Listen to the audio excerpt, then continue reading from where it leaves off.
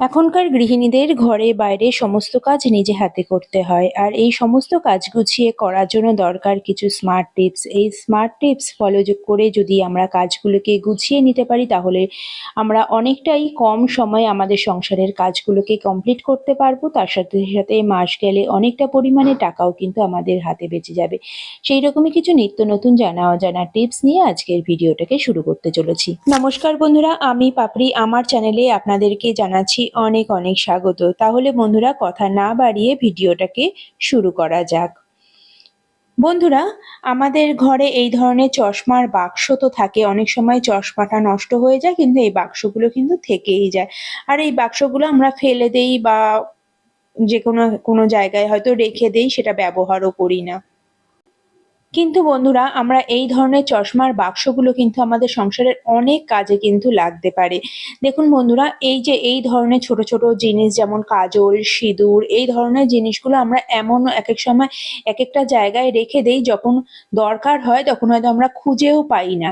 তো বন্ধুরা, আমরা এই ধরনের ছোট ছোট জিনিস যেগুলো আমাদের রেগুলারের দরকারে লাগে, সেই ধরনের জিনিসগুলো যদি এইরকম চশমার বাক্সের মধ্যে করে একটা জায়গায় ঠিক করে রাখি, তাহলে কিন্তু জিনিসটা আমরা খুঁজেও পাবো, আর জিনিসগুলো কিন্তু নষ্টও হবে না, নোংরাও হবে না।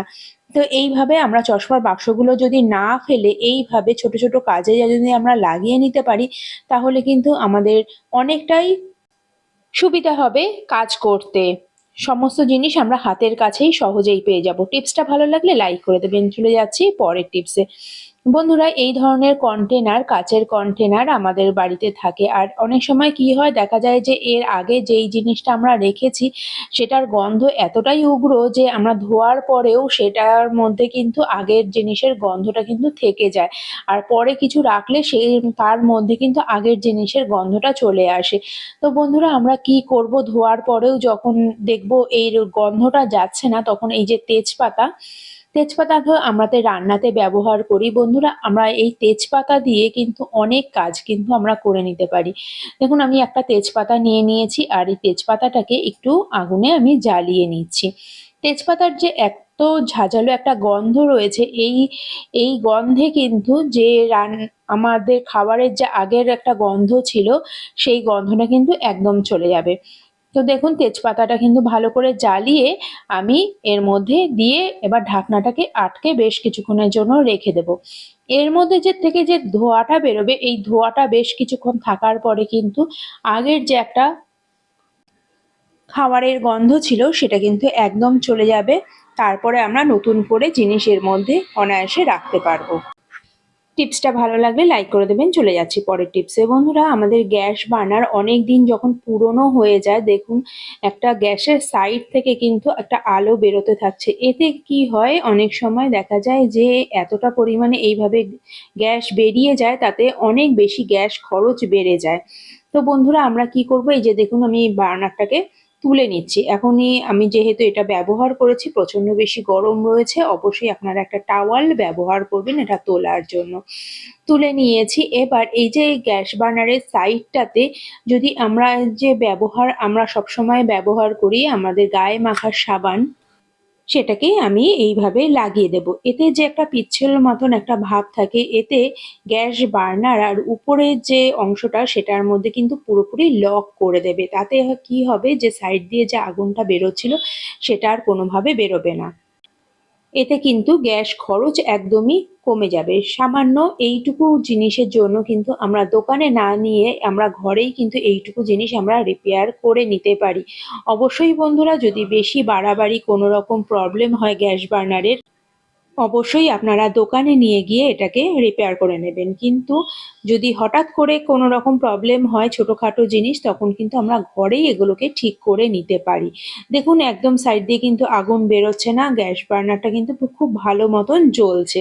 টিপসটা ভালো লাগলে লাইক করে দেবেন। চলে যাচ্ছি পরের টিপসে। বন্ধুরা, আমরা যখন শার্ট আমরা ইস্ত্রি করি, তখন দেখা যায় যে এই শার্টের মধ্যে যে বোতামগুলো থাকে সেগুলো হয় প্লাস্টিকের, আর এই বোতামের উপর দিয়ে যদি আমরা ইস্ত্রি করতে যাই, বোতামগুলো গলে যায়। আর বোতামগুলো গলে গিয়ে কি হয়, ইস্ত্রির মধ্যে একটা শক্তভাবে আটকে যায়। এতে কিন্তু বোতামগুলোও নষ্ট হয়ে যায়, তার সাথে সাথে ইস্ত্রিটাও কিন্তু খারাপ হয়ে যায়। এখানে একটা শক্ত প্লাস্টিক মতন বেরোতে থাকে, তখন কিন্তু ঠিক মতন জামা কাপড় ইস্ত্রি আমরা করে উঠতে পারি না। তো বন্ধুরা, আমরা একটা ছোট্ট টিপস অ্যাপ্লাই করব। এখানে আমি নিয়ে নিয়েছি একটা চামচ, একটা চামচটা দিয়ে আমি যে কোনো বোতামগুলোকে গার্ড করে নেব। যখন যেই বোতামের দিকে আমরা ইস্ত্রি করব তখন এইভাবে চামচটা এর মধ্যে দিয়ে দেব, দিয়ে ভালো করে জামা কাপড়গুলো ইস্ত্রি করলে তাহলে কোনোভাবেই কিন্তু ইস্ত্রিটা বোতামের মধ্যে লাগবে না, আর তাতে বোতামগুলোও কিন্তু নষ্ট হবে না, আর ইস্ত্রিটাও কিন্তু নষ্ট হবে না, ভালো থাকবে, আর জামা কাপড়গুলোও কিন্তু বেশ সুন্দরভাবে ইস্ত্রি করা হয়ে যাবে। যদি টিপসটা ভালো লাগে অবশ্যই লাইক করে দেবেন। চলে যাচ্ছি পরের টিপসে। বন্ধুরা, আমরা মেয়েরা শাড়ি পরতে তো ভীষণই ভালোবাসি, কিন্তু এই শাড়ি পরা কিন্তু খুবই ঝামেলার ব্যাপার। যখন আমরা একা থাকি, তার সেই আঁচল হোক বা কুচি হোক সেটা কিন্তু ঠিক মতন আমরা প্লিট করতে পারি না, কারোর হেল্প ছাড়া সেগুলো করা কিন্তু খুবই মুশকিল হয়ে যায়। কিন্তু সবসময় কাউকে তো আমরা পেতে পারি না যে আমাদের কুচি বা আঁচল এগুলোকে ঠিক করে দেবে। তো আমরা বন্ধুরা কি করব, নিজে একাই যদি আমরা করতে যাই তখন আমরা কি করব, দেখুন আমি এখানে আঁচলটাকে এইভাবে প্লিট করে নিচ্ছি। আগে প্লিট করে এটাকে আমরা কিভাবে পুরো শাড়িটাকে সুন্দর মতন প্লিট করব সেটাই আপনারা একটু দেখে নিন। আমি শাড়িটাকে একটু বেশ ভালো মতন ছড়িয়ে নিলাম যাতে এই প্লিটটাকে সুন্দর করে করে নেওয়া যায়। দেখুন আমি এইভাবে আপনারা আঁচলেও হোক বা আপনারা কুচিতে একই রকমভাবে আপনারা প্লিট করে এইভাবে সুন্দর করে শাড়িটাকে কিন্তু পরতে পারবেন। ভালো করে আমি কুচিটাকে করে নিলাম। এইবার আমি নেব, আমাদের প্রত্যেকের বাড়িতেই থাকে চিরুনি। চিরুনি তো আমাদের প্রত্যেকের বাড়িতেই থাকে। তো এইরকমই মোটা ডাটের যে চিরুনিগুলো হয় সেই মোটা ডাটের চিরুনি অবশ্য নেবেন, পাতলা ডাটের চিরুনিগুলো নিলে কিন্তু হবে না। আর এবার চিরুনির মধ্যে প্রত্যেকটা কুচি এইভাবে একটু ফাঁকা ফাঁকা করে লাগিয়ে দেব। ফাঁকা ফাঁকা করে লাগাতে হবে, পরপর কিন্তু লাগালে এটা অসুবিধা হবে। দেখুন এইভাবে কুচির মধ্যে করে আমি চিরুনিটাকে এইভাবে ভরে ঠিক এইভাবে আস্তে আস্তে অল্প অল্প করে টেনে নেব। তাহলে কিন্তু এই যে কুচি বা আঁচল সেটা কিন্তু হাত দিয়ে যে প্লেট করে নেওয়ার ব্যাপার থাকে বা অন্য কারোর হেল্প নিতে হয় সেটা কিন্তু করতে হবে না। শুধুমাত্র একটা চিরুনি দিয়ে আপনারা এত সুন্দর করে কুচি বা আঁচলের প্লেটটা করে নিতে পারবেন। এইভাবেই যতটা বড় দরকার আপনারা ততটা বড় করে নিতে পারেন। টিপসটা ভালো লাগলে লাইক করে দেবেন। চলে যাব পরের টিপসে।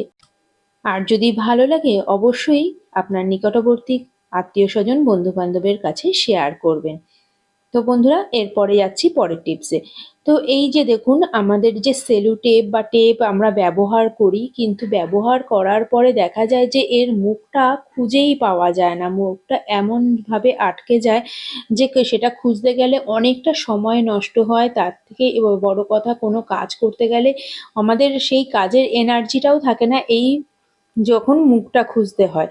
তো বন্ধুরা, আমরা একটা ছোট টিপস অ্যাপ্লাই করব। দেখুন আমি যখন এটা ব্যবহার করব তখনই এইভাবে একটা করে দেশলাই, আমি দেশলাইয়ের কাঠি দেখুন এখানে নিয়েছি, ঠিক এই মুখের সামনেটায় এই দেশলাইটাকে লাগিয়ে দেব। লাগিয়ে এবার যদি সেলোটেপটাকে এইভাবে লাগিয়ে দিই, এবার আপনারা কিন্তু সহজেই বুঝতে পারবেন যে এটা মুখটা কোথায় রয়েছে। এবার সহজেই কিন্তু আমরা এই জিনিসটাকে ব্যবহার করতে পারবো। টিপসটা ভালো লাগলে অবশ্যই লাইক করে দেবেন। চলে যাচ্ছি পরের টিপসে। বন্ধুরা, আমরা এখন তো সবাই লেগিংস খুবই পরি, কিন্তু অনেক দিন ধরে লেগিংস যখন পরা হয় তখন দেখা যায় যে লেগিংসগুলো ঢিলে হয়ে যায়, বা লেগিংসের যে দুটো পায়ের মাঝখানের জায়গাটা ফুটো হয়ে যায় বা সেলাই খুলে যায়, খারাপ হয়ে যায়। দেখুন এখানে আমার এই লেগিংসটা কিন্তু একদম খারাপ হয়ে গেছে, একদম দুটো পায়ের মাঝখানটা একদমই ফুটো হয়ে গেছে, ছিঁড়ে গেছে। তো এই লেগিংসটা কিন্তু আমার একদমই ফেলে দিতে হবে। কিন্তু বন্ধুরা, এই লেগিংস ফেলে দেওয়ার আগে অবশ্যই এই টিপসটা দেখুন। বন্ধুরা দেখুন, এখানে আমি লেগিংসটাকে সমান করে ভাঁজ করে নিচ্ছি। সমান করে ভাঁজ করে ঠিক পায়ের দিকটা আমার এখানে কিন্তু দরকার, পায়ের দিকটা এইভাবে আমরা কেটে নেব। দেখুন কতটা লম্বা করে আমি এখানে দুটো পাকে একসঙ্গে করে আমি কাটছি। দুটো পা একসঙ্গে করে যদি আমরা কাটতে পারি তবে কিন্তু সমান হবে। আর আমরা আলাদা আলাদা করেও কাটতে পারি, কিন্তু ছোট বড় হয়ে যাওয়ার কিন্তু একটা ভয় থেকেই যাবে। তো আমি এখানে দুটো পা একসঙ্গে করে কেটে নিলাম, একসঙ্গে করে কেটে নিচ্ছি। এবার আপনারা দেখুন এটা কতটা কাজে আমাদের আসবে। বন্ধুরা, আমরা যখন বাইরে এই গরমের সময় বেরোই, আমরা ছোট হাতা জামা কাপড় পরি, তখন আমাদের হাতগুলো কিন্তু সানট্যানে একদম কালো হয়ে যায়।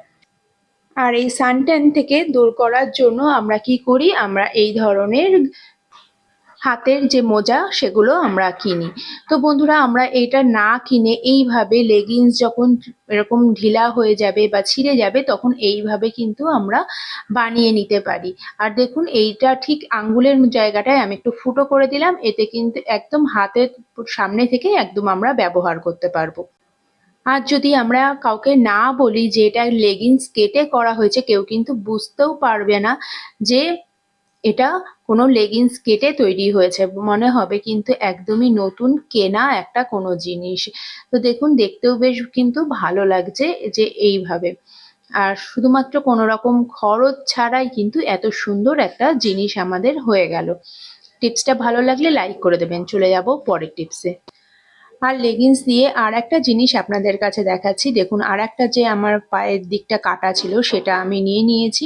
এবার দেখুন এই ধরনের যে ছাতা, আমরা ছাতা যখন নতুন কিনি তখন এর কভার তো আমরা পাই, কিন্তু অনেকদিন ব্যবহার করতে করতে হয়তো ছাতার এই কভারটা হারিয়ে যায় বা ছিঁড়ে যায়। তখন এই যে ছাতাটা আমরা যদি এইভাবে এই লেগিংসের যে পায়ের অংশটা দিয়ে আমরা কভার করে নিতে পারি তাহলে কিন্তু ছাতাটাও বেশ ভালো থাকছে, একদম নতুন থাকবে। তো এইভাবে আমরা জিনিসগুলো কিন্তু রিইউজ করতে পারি। বন্ধুরা, ভিডিওটা ভালো লাগলে লাইক শেয়ার কমেন্ট আর সাবস্ক্রাইব করে পাশে থাকবেন।